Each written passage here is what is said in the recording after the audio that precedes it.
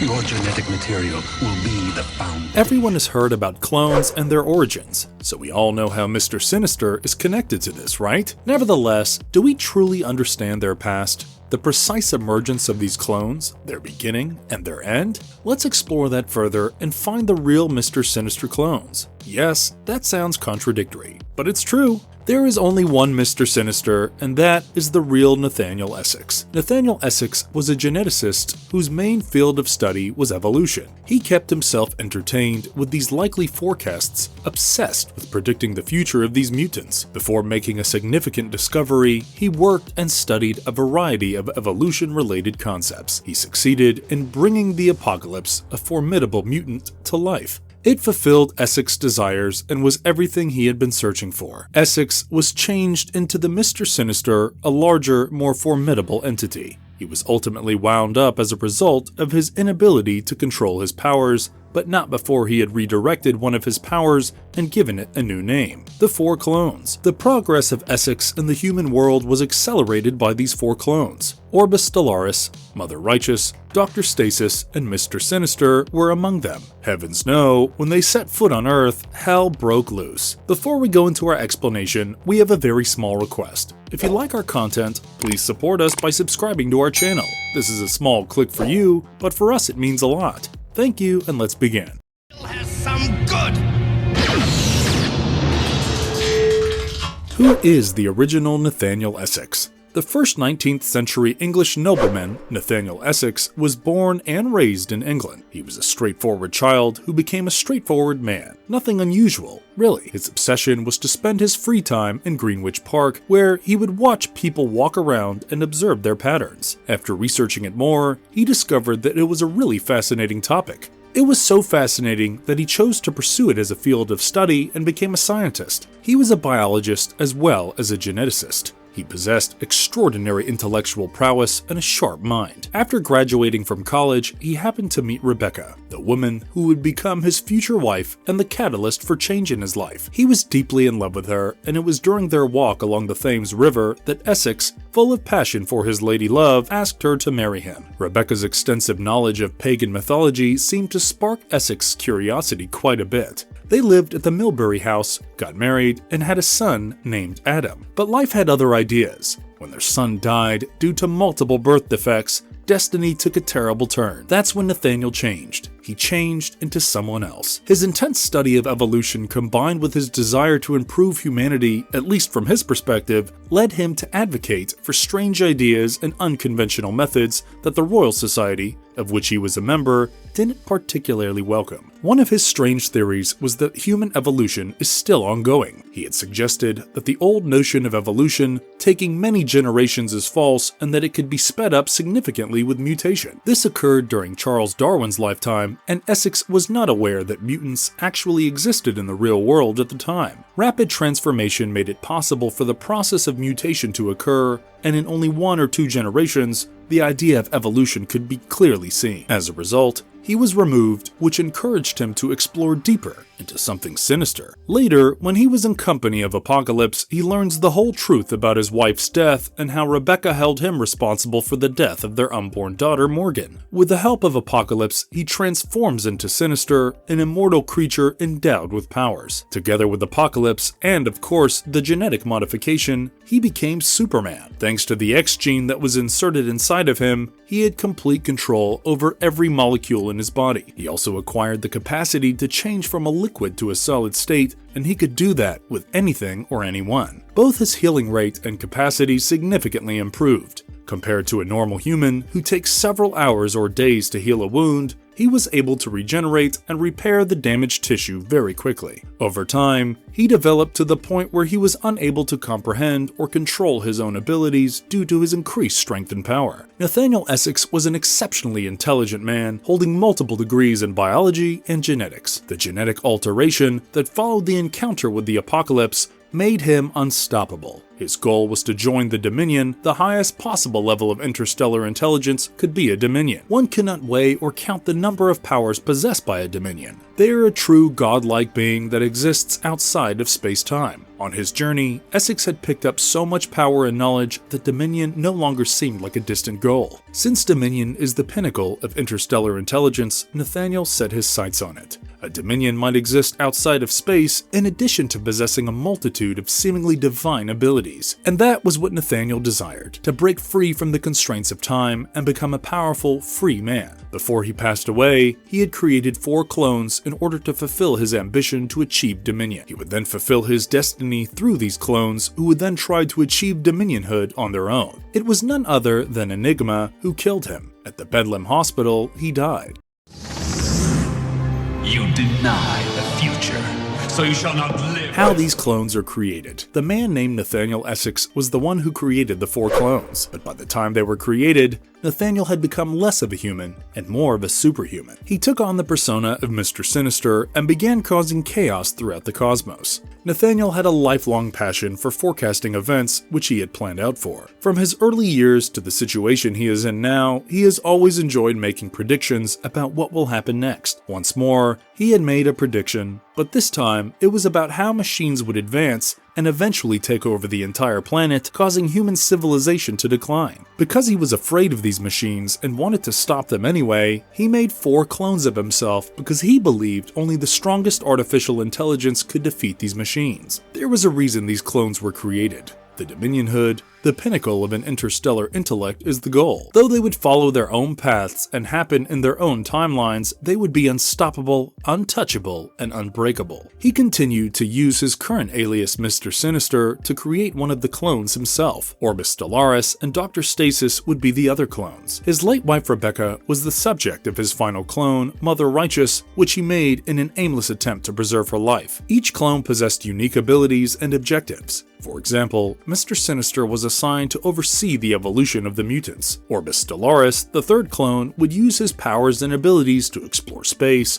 the stars, and all the wonders about them, becoming a galactic arms dealer, especially skilled in xenogenetics. Dr. Stasis, on the other hand, became involved with post-humanity, the study of humankind's potential. Mother Righteous would transform the cosmos into something more extensive than a machine mind by using her abilities and knowledge to access its mystical elements, including spells, dreams, and gods. The clones were marked with a suit to indicate their personality and were not aware of each other's existence. They had no idea about the Bedlam death incident and thought themselves to be the original Essex. Mother Righteous chose the Heart suit, while Orbis Stellaris chose the Spade suit. Mr. Sinister represented the Diamond suit, while Dr. Stasis represented the clubs. As we previously discussed, Nathaniel's ultimate goal was to achieve Dominionhood. However, he was unable to withstand Enigma and met an untimely end. But he had planned ahead far in advance for the fulfillment of his desire. His own attempts would be explained by the clones of himself trying to ascend to the position of Dominion. This was made possible by the Moira engine, another creation of the evil Mister Sinister, which allowed him to download his clones' attempts at Dominionhood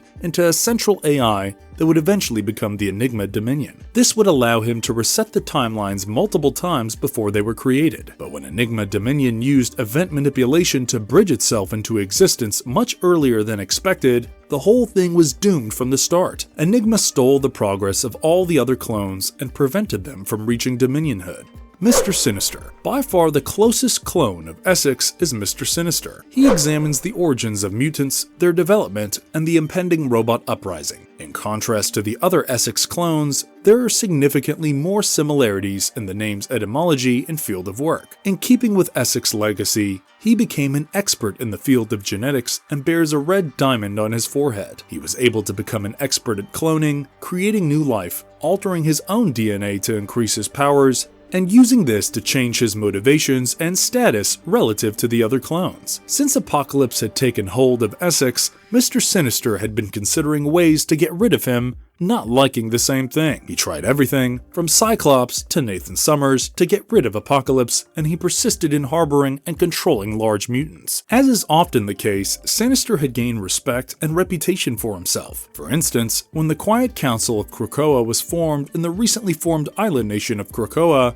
Sinister received both citizenship and a seat on the council. His obsession had become the cataloging of every mutant's genome. This was a very useful tool for the protocols of Krakoa Resurrection. Additionally, he created the Hellions, a group of mutants under his control. Sinister accepted that there are other clones, but he still seemed to be dismissive of the whole thing. Even with the other suit four-headed clones, he continued to believe he was the real one. Naturally, Essex had given him a strong plan to reach Dominion, but Sinister felt that it was his destiny, and with the help of Moira Engine, he hopes to get to Dominion before it gets to him. Sinister acts in a self-serving, immoral, thoughtless, and brutal manner. He takes pleasure in commanding attention. Over the years, he has worked on developing the kind of personality he so desperately wants. Having his men take care of the dirty work allows him to avoid getting his hands dirty. In terms of his abilities, he can use mutant DNA to improve his genetic makeup, and over time, adjust and improvise to better suit his needs. His ability to control his body's molecules, known as endopathy, is similar to that of Nathaniel Essex, who obtained it through career. Like his original man, he is also capable of regenerative healing and cellular shapeshifting. Aside from that, he possesses the powerful mutant Thunderbird's genome. Along with superhuman strength, he has records in lifting and other activities. He possesses superhuman reflexes, endurance, and speed beyond that of any athlete,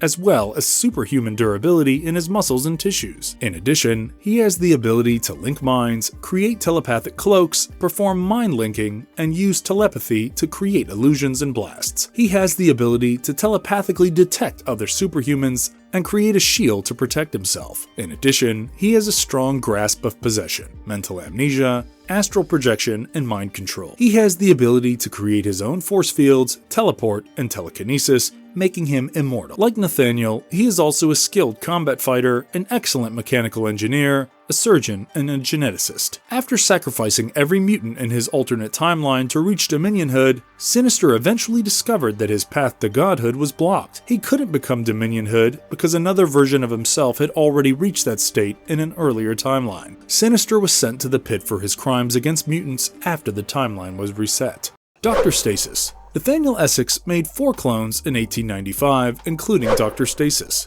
Additionally, he had the delusional notion that he was the first Nathaniel Essex. On his forehead is a suit of clubs. He adheres to constantism, stability, and fixation. He likes his name, which suggests that he doesn't want to change or adapt to meet the demands of the outside world. He exhibits misogynistic and sexist ideas, which are frequently questioned, but he makes every effort to hide this aspect of himself. Making clones of his family reveals the part of him that is in deep grief, grieving the loss and still trying to hold them back. He wants the company of his family, closeness, and affection, but eliminating them each time they broke demonstrated just how ruthless, domineering, and self-centered he was. He develops feelings for Mother Righteous, who was actually a clone of his late wife Rebecca of Essex, but these feelings quickly turn into a desire to control and subdue her, revealing yet another aspect of his dark side. Stasis is just as cruel as Mister Sinister and harbors a deep-seated hatred for mutants, whom he views as an infection on humanity. After losing, Stasis went back to Orcus to continue his scheme to bring the mutants to their ultimate demise. With the aid of the Orcus Forge,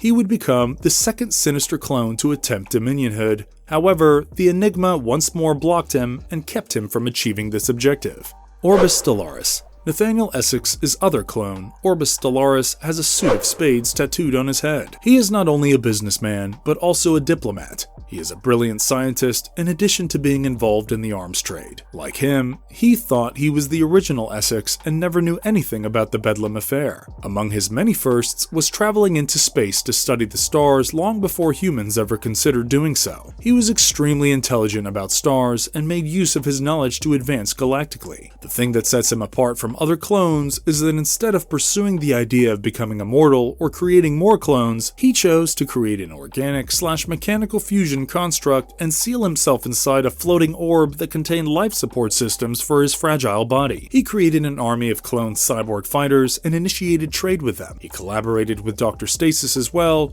demonstrating that he wasn't intimidated by him. Without it, it appears he would pass away from old age rather quickly. Stellaris established himself as the ruler of the World Farm, the planet system governed by the progenitors, who monitor, analyze, and conduct experiments on every known multiverse reality. Stellaris is hopeful that the World Farm's superhuman processing capacity will offer a solution to overthrow the technocracy. In addition, he represents the Galactic Rim Collective at the Galactic Council. Theoretically, he would be the first to use a Mysterium to pursue Dominionhood, but Enigma prevents him from succeeding. Mother Righteous. Rebecca, the late wife of Nathaniel Essex, is the clone of Mother Righteous. She was an expert in all things pertaining to the trade of gods, spirits, demons, and spells. She had a mysterious aura around her and used to collect artifacts. On her forehead was a suit of hearts. She occasionally operated from a place of mischief and wasn't always so moral in her interactions. Her connection to the astral plane is immense, and she possesses great sorcery skills. She is primarily motivated by self-interest, but she also sells herself everywhere because she thinks she is a good person. She is poisonous though, in that she takes advantage of any opportunity to enrich herself. In addition to her narcissistic tendencies, beneath the surface she disdains cosmic mysteries, such as Jean Grey's link to the Phoenix Force and magic, which she views as feeble. She looks for simple answers to her issues and sees her life through the prism of a narrative. Because she is not mired in a false belief that was manufactured specifically to deceive others, she is more powerful than the other clones. She is no longer acting as Essex's puppet,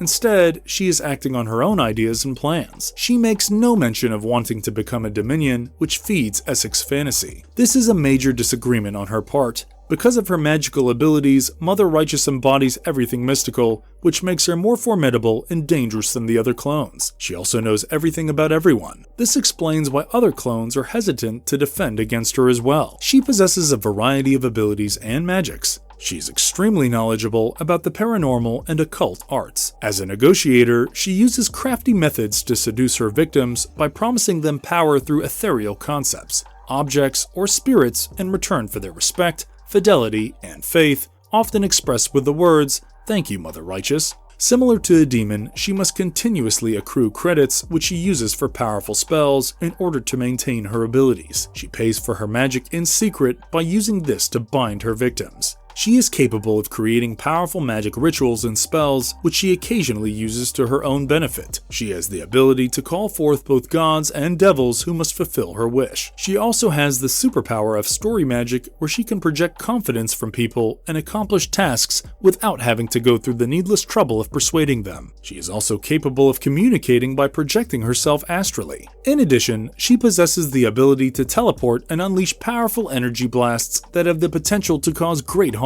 Her capacity to raise the dead, as she demonstrated with Selene, is another ability that sets her apart from the others. The name of a common thug you could intimidate? Well, your days as Marvelous verdict. The 4 clones that the original Nathaniel Essex created in 1895 each had their own path, destiny, and set of skills and abilities. All 4 of them made decisions based on their own judgments and paved the way to fulfill Nathaniel's dream of becoming the Dominion before his passing. After separating herself from her delusions, Mother Righteous regained consciousness and control over her mind, allowing her to resume her desired path. Without knowledge of the Bedlam incident, the other 3 clones of Nathaniel Essex continued to lead with conviction that they were the original Nathaniel Essex. The clone was afraid of himself, so even after learning the truth, like with Dr. Stasis, he chose to remain in his twisted bubble of delusion. Because he was unsure of his goals and abilities, it seemed prudent for him to follow a well-traveled path. As the most likely authentic replica of Essex, Mr. Sinister could have gotten to Dominion, but his powers and Enigma prevented it. Enigma prevented anyone from getting there, giving the impression that Nathaniel was competing with his alter egos because the other people weren't good enough for this game. And if you liked our content, don't forget to leave a like and subscribe to us if you haven't already. Have a good one and be safe. Thanks everyone.